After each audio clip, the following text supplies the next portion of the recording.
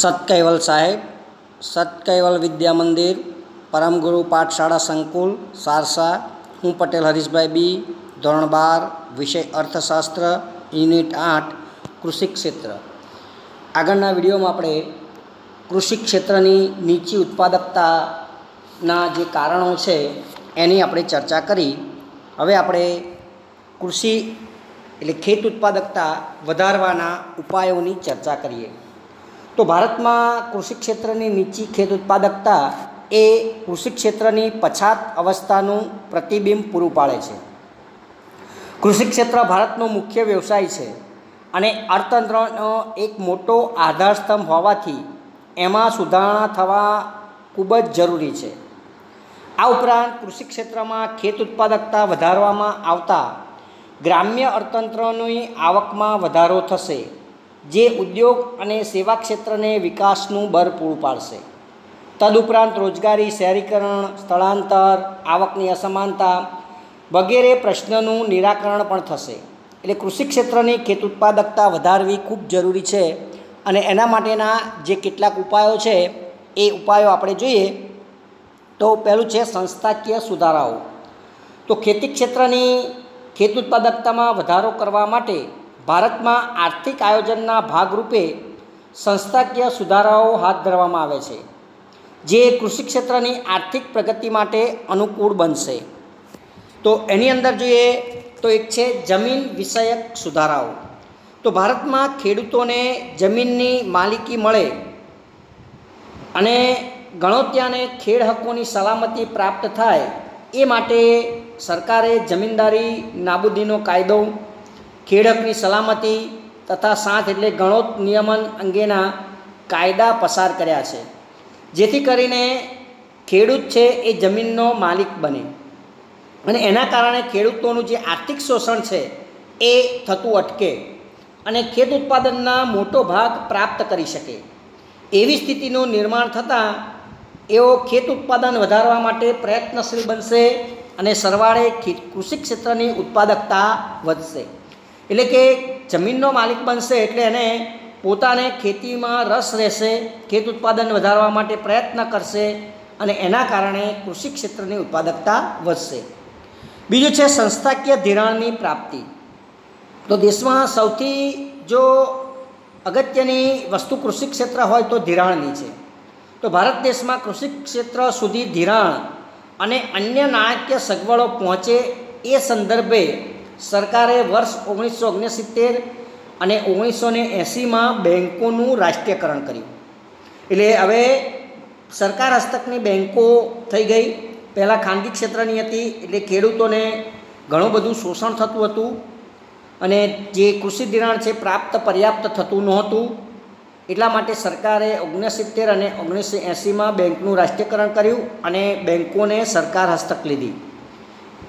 આ ઉપરાંત ખેત ધિરાણ પર પૂરતું ધ્યાન આપવા માટે ખેતી ક્ષેત્ર માટે દેશની મધ્યસ્થ બેન્કનું અંગ એવું નાબાર્ડ બેન્કની રચના કરી, National Bank for Agriculture and Rural Development. એની સ્થાપના 1982 કરવામાં આવી. એના અંતર્ગત RRBS એટલે રિજનલ રૂરલ બેંક, પ્રાદેશિક ગ્રામીણ બેન્કોની સ્થાપના થઈ અને સાથે LDBS લેન્ડ ડેવલપમેન્ટ બેંક એની પણ સ્થાપના કરવામાં આવી. જમીન વિકાસ બેંકનો વિકાસ કરવામાં આવ્યો. એટલે આ બંને બેન્કો દ્વારા ખેડૂતોને સમયસર પૂરતું અને સસ્તું ધિરાણ મળી શકે એ માટેના પ્રયત્ન થયા.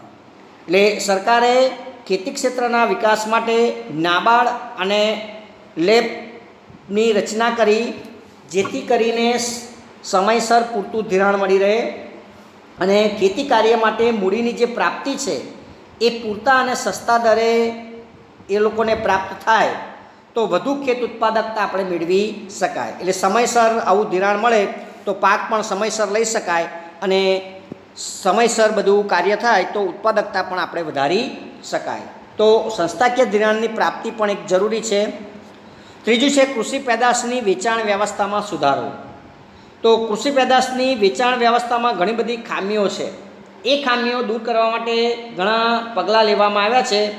જેમ કે સરકારે નિયંત્રિત બજારોની સ્થાપના કરી ત્યાર પછી ખેતીના ઉત્પાદનની ગુણવત્તા અનુસાર એનું વર્ગીકરણ કરવામાં આવે, એને એગમાર્ક એગ્રીકલ્ચર માર્કિંગની પ્રથા દાખલ કરવામાં આવે. એટલે સારી ગુણવત્તાવાળો જે માલ હોય એને એગમાર્ક આપવામાં આવે છે સરકાર દ્વારા, એનું માર્કિંગ કરવામાં આવે છે અને એના ભાવો છે એ ઊંચા પ્રાપ્ત થાય છે. એટલે આવો એગમાર્ક પ્રાપ્ત થાય તો ગુણવત્તા પણ સુધરે અને ખેત ઉત્પાદકતા પણ વધે.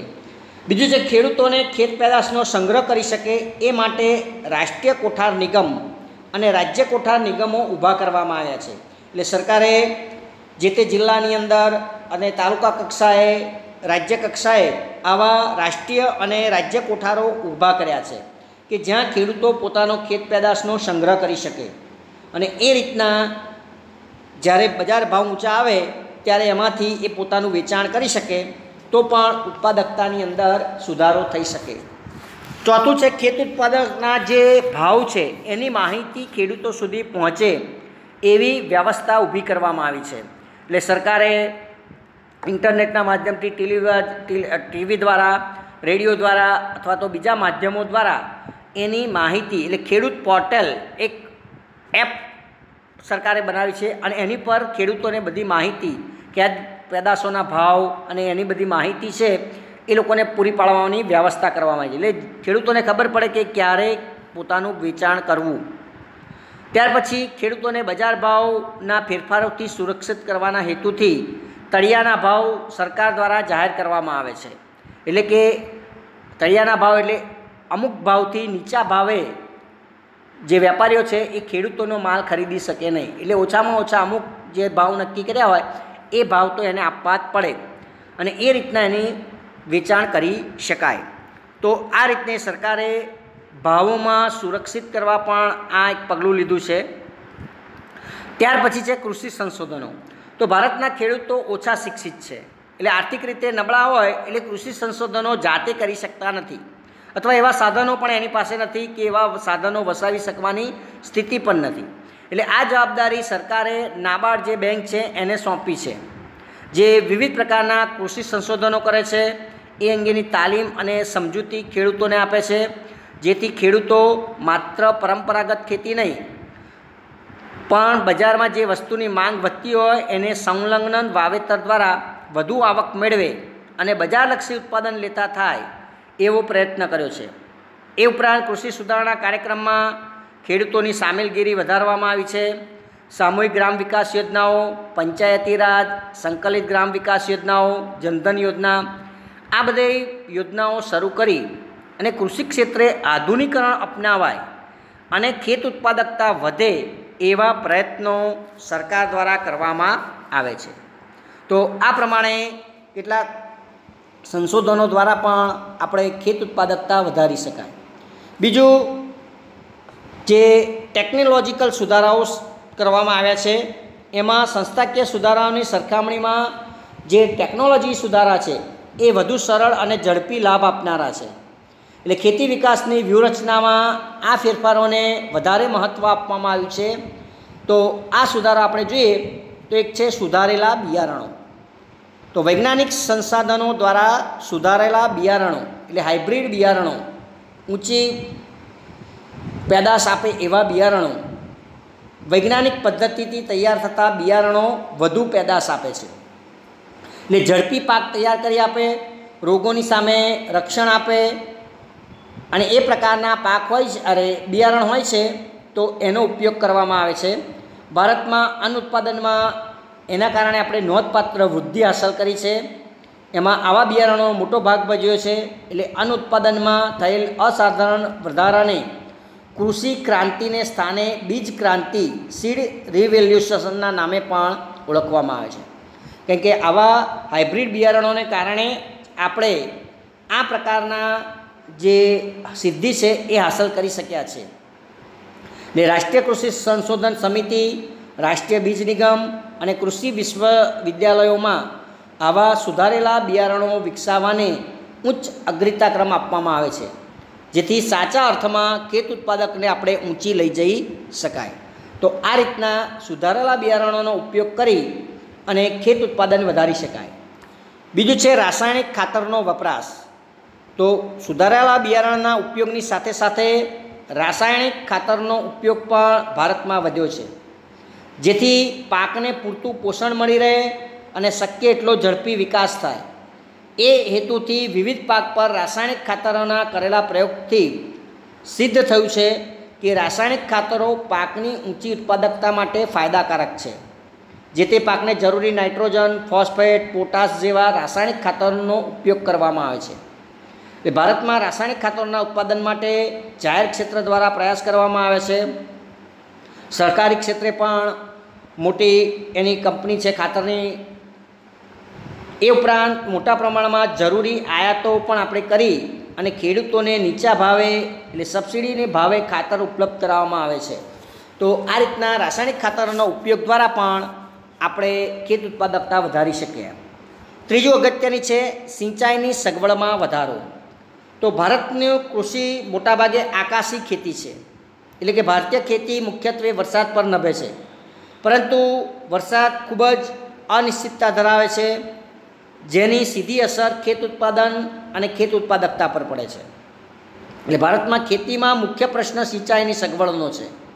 અપૂરતી સિંચાઈની સગવડો છે, વરસાદની અનિશ્ચિતતા છે. એટલે આપણે એક કરતાં વધુ પાક લઈ શકાય એવું વાતાવરણ ઊભું કરવું હોય તો સિંચાઈની સુવિધામાં વધારો કરવો પડે.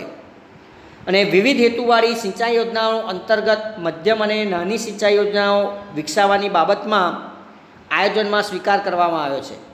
એટલે સિંચાઈની સગવડોનો વ્યાપ વધારવાના હેતુસર સિંચાઈ ક્ષેત્રે વિકાસ યોજના અને આંતરમાળખાકીય વિકાસ ભંડોળની રચના કરવામાં આવી છે. આ ઉપરાંત નાબાર્ડ બેંક દ્વારા અધૂરી જે સિંચાઈ યોજનાઓ છે એ પૂરી કરવા અને અન્ય સવલતો વિકસાવવાની જવાબદારી પણ એને સોંપવામાં આવી છે. તો જો સિંચાઈની સગવડમાં વધારો કરવામાં આવે તો સિંચાઈ હેઠળનો જે વાવેતર વિસ્તાર છે એ આપણે વધારી શકીએ, એક કરતાં વધુ પાક લઈ શકાય અને સમયસર સિંચાઈ પ્રાપ્ત થાય તો ખેત ઉત્પાદકતા આપણે વધારી શકાય. ત્યાર પછી છે યંત્રનો ઉપયોગ. તો ભારતમાં કૃષિની નીચી ઉત્પાદકતા માટેનું એક કારણ છે પરંપરાગત સાધનો અને યંત્રો. પરંપરાગત હળ અને બળદથી આપણે ખેતી કરીએ જ છીએ. વાસ્તવમાં દેશમાં એન્જિનિયરિંગ અને ઓટોમોબાઈલ વિકાસની સાથે સાથે tractor, trailer, thresher, electric pump set, oil એન્જિનો, દવા છાંટવાના આધુનિક પંપ, આ બધા આધુનિક યંત્રોની શોધ થઈ છે.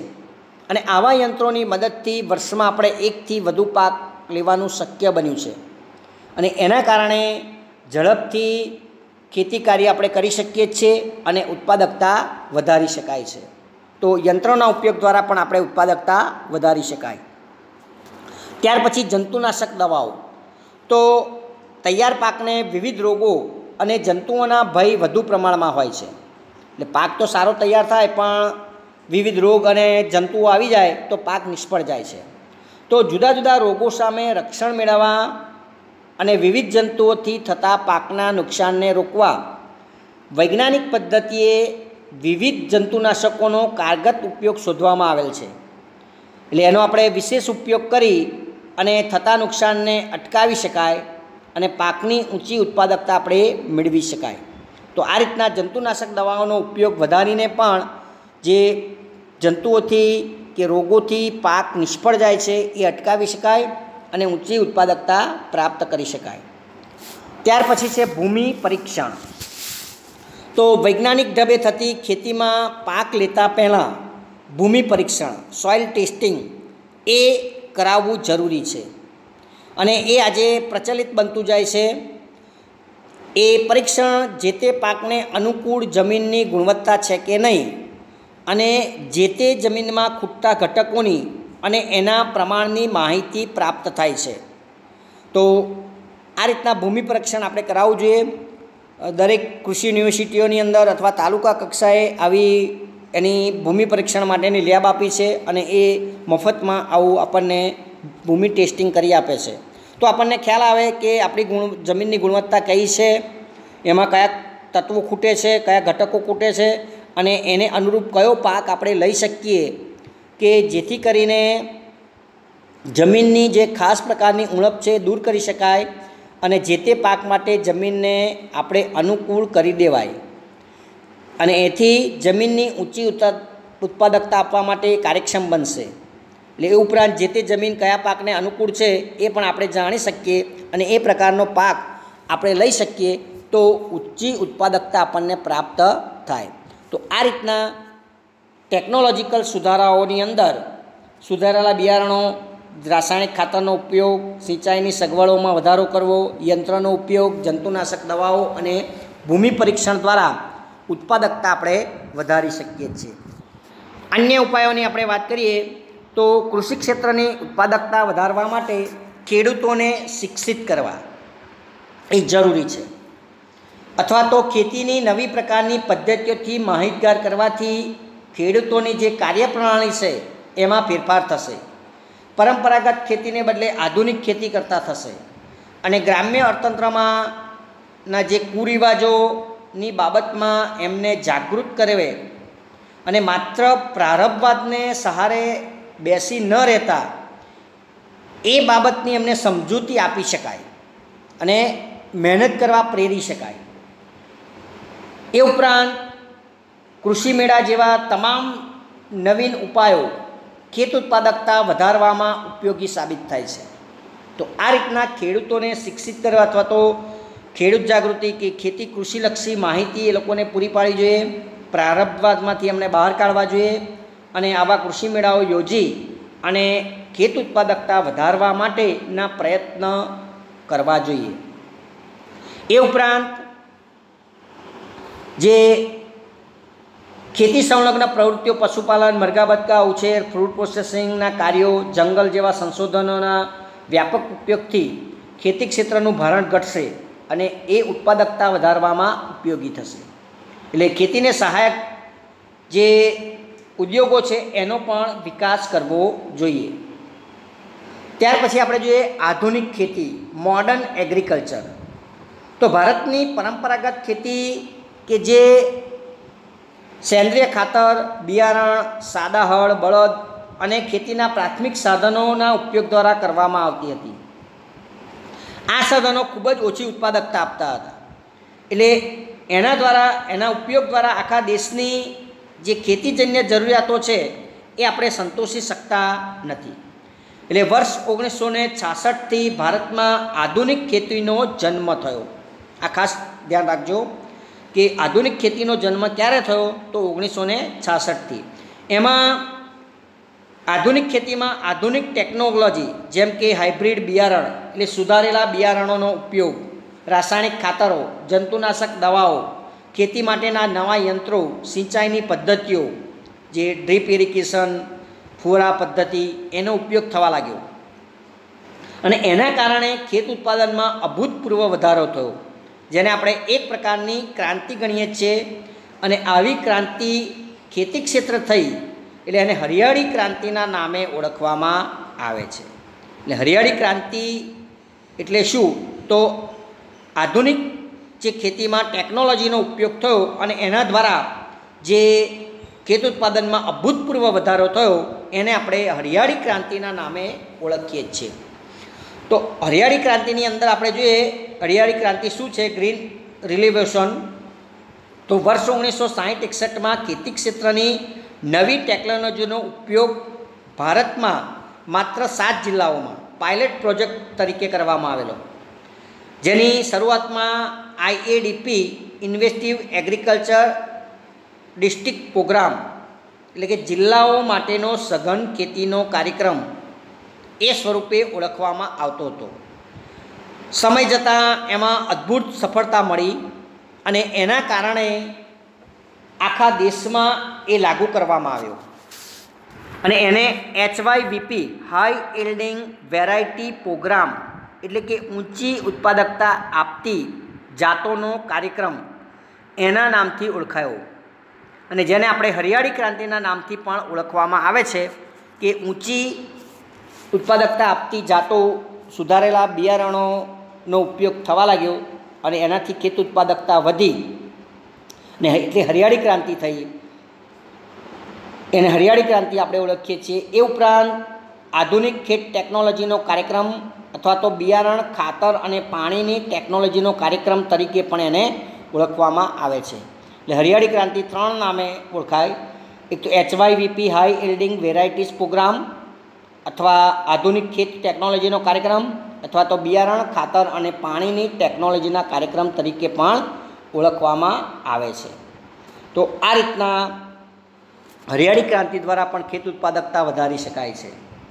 त्यार पछी पाकनी फेरबदली मल्टीपल क्रॉपिंग। तो पाकनी फेरबदली ए देशमां लेवाता जुदा जुदा पाको माटे उपयोगमां लेवाती खेडाण पामेल जमीनना विस्तार द्वारा मेळवी शकाय छे। એટલે પાક ફેરબદલી એ ખેતી કાર્યનું સ્વરૂપ દર્શાવે છે। સામાન્ય રીતે બે પ્રકારના પાક આપણે જો લઈએ છીએ, અનાજનો પાક અને અનાજતેર પાક, જેને આપણે રોકડિયા પાક તરીકે ઓળખીએ છીએ। અનાજના પાકની અંદર ઘઉં, ચોખા, બરછટ અનાજ, બાજરી, જુવાર, મકાઈ અને કઠોળનો સમાવેશ થાય। જ્યારે તેલીબિયા પાકમાં વિવિધ તેલીબિયા, મગફળી, તલ, એરંડા, સોયાબીન, અળસી, સૂર્યમુખી એનો સમાવેશ થાય છે। એ ઉપરાંત બીજા રોકડિયા પાકો શેરડી, રબર, કપાસ, શણ, તમાકુ વગેરેનો સમાવેશ થાય છે। એટલે પાક ફેરબદલી માટે બે કારણો છે, એક તો ટેકનોલોજીક પરિબળ અને આર્થિક પરિબળો। તો ટેકનોલોજીક પરિબળો શું છે? તો કોઈ એક વિસ્તારમાં પાકની ફેરબદલી એ જમીન, આબોહવા, વરસાદ વગેરે બાબતો પર આધાર રાખે છે। દાખલા તરીકે મધ્યપ્રદેશમાં વર્ષો સુધી બાજરીનો પાક લીધા બાદ ચોખાનો પાક લેવામાં આવે છે। તો ભારતના ઘણા રાજ્યોમાં સિંચાઈની સગવડને આધારે શેરડી, તમાકુ જેવા પાક લેવામાં આવે છે। એટલે આ રીતના પાકની ફેરબદલી મૂડી, નવા બિયારણો, ખાતરો, ધિરાણની સગવડો વગેરેને આધારે શક્ય બને છે। એટલે આ રીતના ટેકનોલોજીક પરિબળ દ્વારા આપણે પાકની ફેરબદલી કરી શકીએ અને વધુ ઉત્પાદન પ્રાપ્ત કરી શકીએ। આર્થિક પરિબળની અંદર જોઈએ તો પાકની ફેરબદલી માટે આર્થિક પરિબળ ખાસ અગત્યતા ધરાવે છે, કારણ કે મોટે ભાગે આપણે વધારે ઉત્પાદન પ્રાપ્ત કરી અને વધારે આર્થિક વળતર મેળવવા માટેના પ્રયત્ન કરીએ છીએ। તો આર્થિક પરિબળોની અંદર કિંમત અને આવકને મહત્તમ બનાવવી, બીજું ખેતીજન્ય સાધનોની ઉપલબ્ધતા કરાવી, ખેતરનું કદ વધારવું, વીમાનું રક્ષણ, પછી મુદત એટલે જમીન માલિક પાસેથી મળેલ જમીનની મુદત વધારવી। આ બધા પરિબળોની ઉપલબ્ધતાને કારણે જે તે પાકની પસંદગી કે ફેરબદલી માટે એ જવાબદાર હોય છે અને આ રીતના આપણે પાકની ફેરબદલી દ્વારા પણ ખેત ઉત્પાદકતા વધારી શકાય છે। ત્યાર પછી છે પાક સંરક્ષણ। તો જંતુનાશક દવાઓના ઉપયોગ વડે ખેત ઉત્પાદકતા વધવી જોઈએ, પરંતુ ભારતમાં જે જંતુનાશકોનો હેક્ટર દીઠ વપરાશ છે એ ઘણો ઓછો છે। આર્થિક સર્વે 2015-16 મુજબ ભારતમાં માત્ર 0.5 કિલોગ્રામ પ્રતિ હેક્ટર જંતુનાશક દવાનો ઉપયોગ થાય છે, જ્યારે અમેરિકામાં એ પ્રતિ હેક્ટર 7 કિલોગ્રામ, યુરોપમાં 2.5 કિલોગ્રામ, જાપાનમાં 12 કિલોગ્રામ અને કોરિયામાં 6.6 કિલોગ્રામ જંતુનાશક દવાનો ઉપયોગ થાય છે, જેના કારણે ભારતમાં 15થી 25% પાક જંતુઓ, રોગ, નીંદણ અને પશુ પંખીઓના કારણે નુકસાન પામે છે। તો એને આપણે બચાવી શકાય। ને જંતુનાશક દવાઓ વિશેની યોગ્ય માહિતીનો અભાવ છે, નીચી ગુણવત્તાવાળી જંતુનાશક દવાઓ છે, જંતુનાશક દવાઓના વપરાશ અંગેની માહિતીનો અભાવ છે।